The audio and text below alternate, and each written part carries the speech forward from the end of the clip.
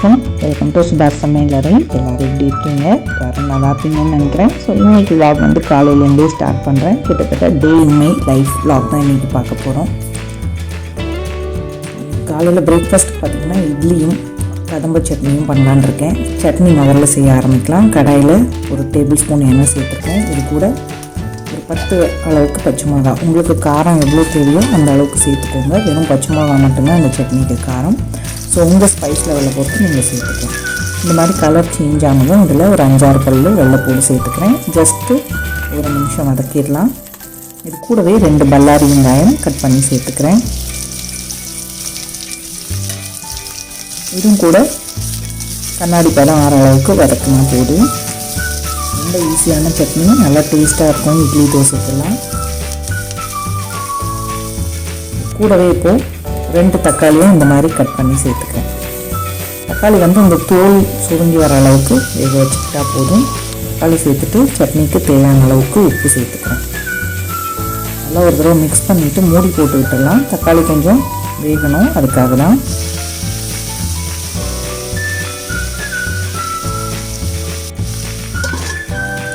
மூடி போட்டுட்டு தக்காளி தோல்லாம் சுருங்கி வந்துட்டு பார்த்திங்களா, இந்த அளவுக்கு வெந்தால் போதும்.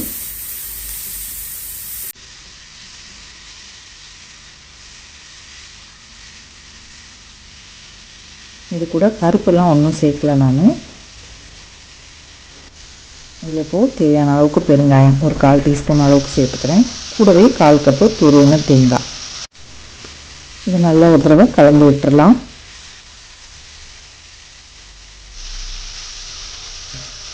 அடுப்பு வந்து சிம்மில் தான் வச்சுருக்கேன். இப்போது நல்லா ஒரு கைப்பிடி அளவுக்கு கொத்தமல்லி இலையை சேர்த்துருக்கேன். கூடவே 2 கொத்து கருவேப்பிலை. உங்களுக்கு புதினா வேணும்னாலும் நீங்கள் சேர்த்துக்கலாம். புதினா மல்லியெல்லாம் சேர்த்துட்டு ரொம்ப நேரம் வதக்க வேண்டாம். ஜஸ்ட்டு ஒரு நிமிஷம் வதக்கிட்டு ஸ்டவ் ஆஃப் பண்ணிடலாம். ஆறுனதுக்கப்புறமா தான் சட்னி அரைக்கணும். ஆஃப் பண்ணிவிட்டு ஒரு 1/2 டீஸ்பூன் அளவுக்கு ஜீரகம் மட்டும் சேர்த்துருக்கேன். ஜீரகம் முதல்ல எல்லாம் சேர்க்க வேண்டாம். லாஸ்ட்டாக இந்த மாதிரி சேர்த்தோம் அப்படின்னா நல்லா வாசனையாக இருக்கும். ஸ்டவ் ஆஃபில் தான் இருக்குது பாருங்கள். நல்லா ஆறுனதுக்கப்புறமா நம்ம சட்னி அரைச்சிக்கலாம். இப்போது அது ஆறுறதுக்குள்ளே இட்லி ஊற்றி வச்சிட போகிறேன். நேற்று வீடியோவில் சொல்லியிருந்தேன் இல்லையா, அரிசி உளுந்து 2மே சேர்த்தே தான் அரைச்சிருந்தேன். நல்லா பொங்கி வந்திருக்கு பாருங்கள். இன்றைக்கி வந்து துணி இட்லி தான் ஊற்ற போகிறேன். நார்மலாக நம்ம எண்ணெய் தேய்ச்சி செய்கிறத விட துணி இட்லி ஊற்றினோம் அப்படின்னா இட்லி நல்லா சாஃப்டாக இருக்கும்.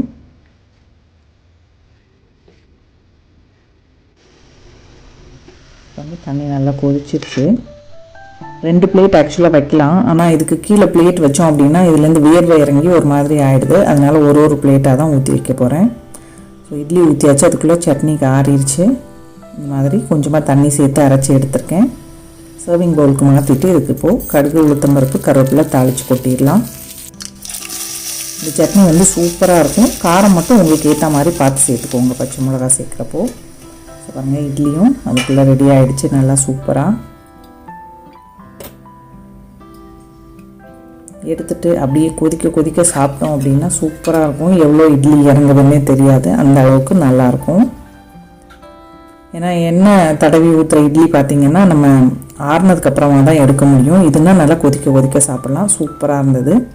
ஸோ சாப்பிட்டெல்லாம் முடிச்சுட்டு இந்த கபோர்ட்ஸ் எல்லாம் கொஞ்சம் நான் இன்றைக்கி க்ளீன் பண்ணிக்கிறேன். ரொம்ப நாள் ஆச்சு தொடச்சி. ஜஸ்ட்டு சும்மா துணி வச்சு அப்பப்போ தொடச்சி விட்ருவேன். இன்றைக்கி பாத்திரங்கள் ஒரு லிக்விட் இருக்கு இல்லையா, அதை வச்சு நல்லா தேய்ச்சிட்டு ஈர துணி வச்சு தொடச்சி எடுத்துகிட்டு போகிறேன்.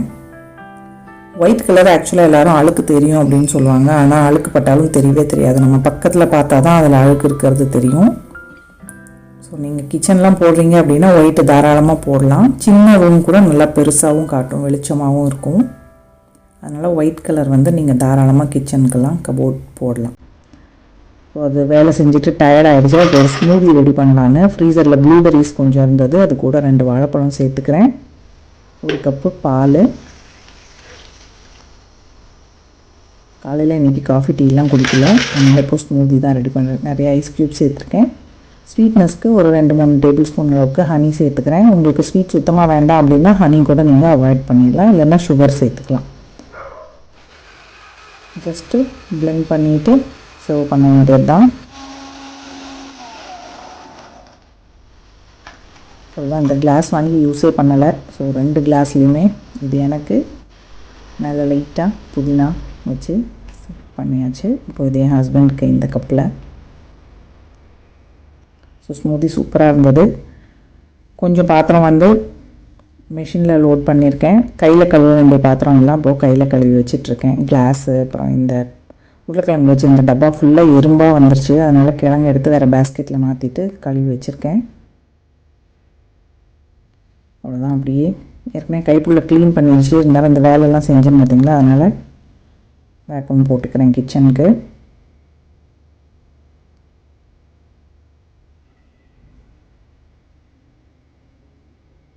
ஸோ இந்த செடி பார்த்தீங்களா நட்டுட்டேன் நான். வெறும் அன்றைக்கி இதில் பேக்கெட்டில் வச்சுருந்தேன் இல்லையா, மண் கொண்டு வந்து கொடுத்தாங்க, அதை வச்சு நட்டாச்சு. இப்போ லஞ்சுக்கு பார்த்தீங்கன்னா ஹஸ்பண்டுக்கு நேற்று வச்ச மீன் குழம்பு இருக்குது. மீன் ஃப்ரை மட்டும் பண்ணி கொடுத்துடணும். எனக்கு அந்த சாதத்துலேருந்து கொஞ்சமாக எடுத்து புளி சாதம் செஞ்சுக்க போகிறேன்.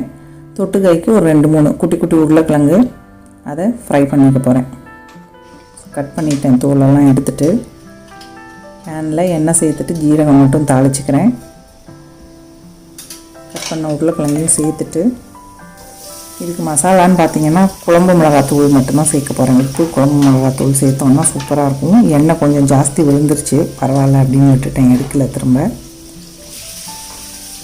நல்லா மிக்ஸ் பண்ணிவிட்டு மூடி போட்டு விட்டுட்டா வெந்துடும் டக்குன்னு. கொஞ்சம் கருவேப்பிலையும் சேர்த்துருந்தேன் மூடுறதுக்கு முன்னாடி.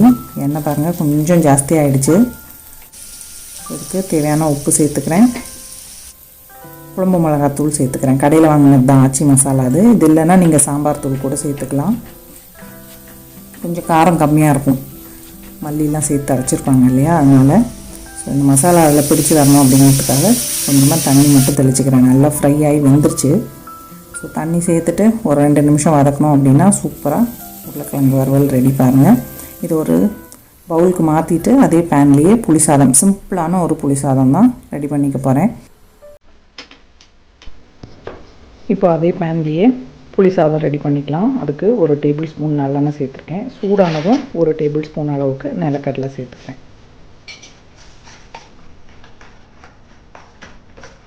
பாருங்கள் உருளைக்கிழங்கு ஃப்ரை எவ்வளோ சூப்பராக இருக்குன்னு. புளி சாதம், தயிர் சாதத்து கூடலாம் சூப்பராக இருக்கும். கடலை பொரிஞ்சதும் கொஞ்சம் கடுகு, உளுத்தம்பருப்பு, கடலைப்பருப்பு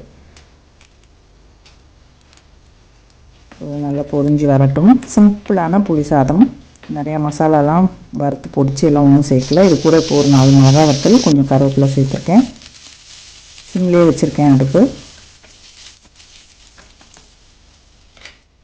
கொஞ்சமாக பெருங்காயம் சேர்த்துக்கிறேன்.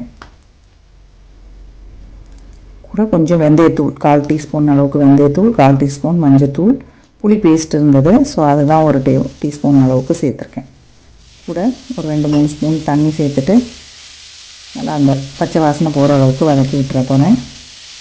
அவ்வளோதான். இதில் வேறு எந்த மசாலாவும் நான் சேர்க்க போகிறதில்ல. ரொம்ப ஈஸியான புளியோதரை. நம்ம சாதம்லாம் மீந்ததுன்னா கூட செய்யலாம் இந்த மாதிரி. இதில் உப்பு சேர்த்துக்கலாம். நான் சாதம் ஏற்கனவே உப்பு போட்டு தான் வடிப்பேன். ஜஸ்ட் இந்த பேஸ்ட்டுக்கு தேவையான உப்பு மட்டும் சேர்த்துருக்கேன். கூட இப்போது கொஞ்சமாக வெல்லம், ஒரு 1/4 டீஸ்பூன் அளவுக்கு. இதில் வடிச்சிருந்த சாதத்தில் கொஞ்சம் நல்லெண்ணெய் போட்டு ஆற விட்டுருங்க பிளேட்டில். அதை எடுத்து இப்போ சேர்த்துட்டு நல்லா மிக்ஸ் பண்ணிக்கலாம்.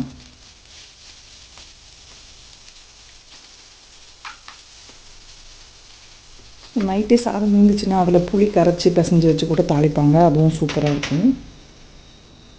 டேஸ்ட் பண்ணி பார்க்குறேன் உப்பு காரம்லாம் எப்படி இருக்குன்னு. எனக்கு வந்து நார்மலாக இந்த புளி சாதம், எலுமிச்சை சாதம் அதெல்லாம் ரொம்ப பிடிக்கும்.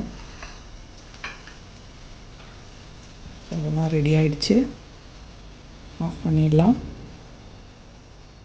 இப்போ வந்து சிம்பிள் அண்ட் சூப்பரான புளியோதரை ரெடி. சர்வ் பண்ணிக்கலாம். நிறைய கருவேப்பிலை, நிலக்கடலை எல்லாம் சேர்த்து செஞ்சுருக்கேன். ஆக்சுவலாக கருவேப்பிலையும் தூக்கி போடாமல் சாப்பிட்டோம்னா ரொம்ப நல்லது. ஸோ யூடியூப்பில் ட்ராவல் விலாக் சுஜித் பக்தன் அவரோடது, பூட்டானில் சுற்றிட்டுருக்காங்க, அதை பார்த்துட்டே சாப்பிட போகிறேன். வந்து ரெஸ்ட் எடுக்கலான்னா பாருங்கள் இவங்க எப்படி போஸ் கொடுத்துட்ருக்கானுங்க 2 பேரும். ஸோ ஈவினிங் ஆகிடுச்சு. இப்போ வந்து சின்னதாக ஒரு ஸ்நாக்ஸ், வெள்ளரிக்காய், வெங்காயம், மல்லி, புதினா கட் பண்ணியிருக்கேன். இந்த மாதிரி கடையிலே வாங்கிட்டு வந்தாங்க ஹஸ்பண்ட், பொரியும் ஓம பொடியும் சேர்த்தது.